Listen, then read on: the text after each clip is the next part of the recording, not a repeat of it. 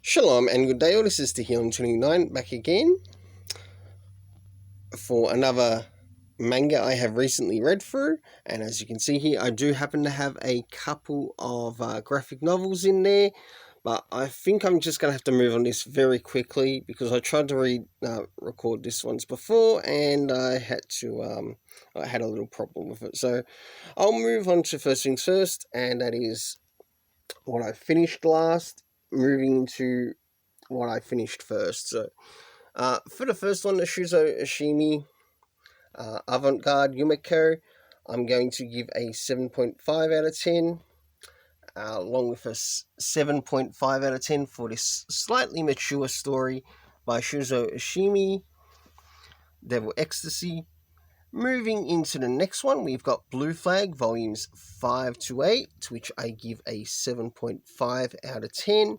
And do take note that these ratings do also apply to not just the story, but also the art. Moving into the next one, I think Our Son is Gay, to which I give a 7 out of 10. I really want to collect more to this series. The next one is the Shinji Ikari Project, Omnibus, Volume 5, to which I will give a 7 out of 10. I really think it could have done a little bit more with the story, but overall it is still quite enjoyable as to what it offers in the story. Moving into No Longer Human, yes, this is the one that isn't done by Junji Ito, but it does deal with the issues of depression, amongst other things.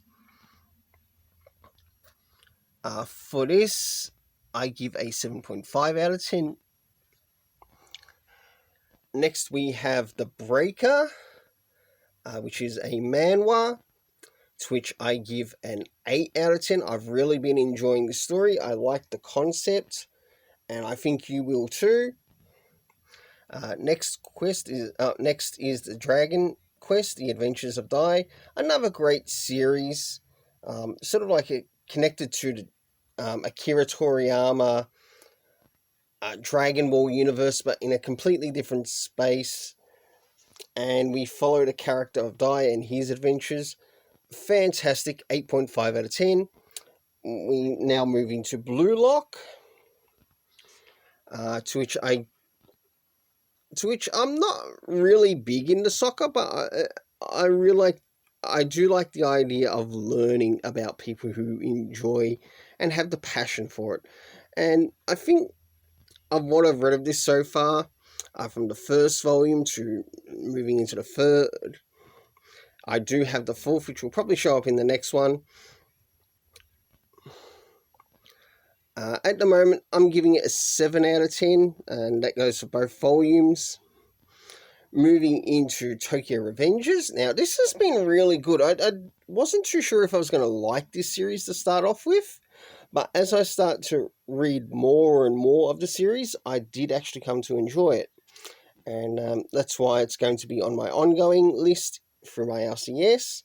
Next is the color version of Parasite in hardcover, to which I give a 7.5 out of 10. It's got an interesting story.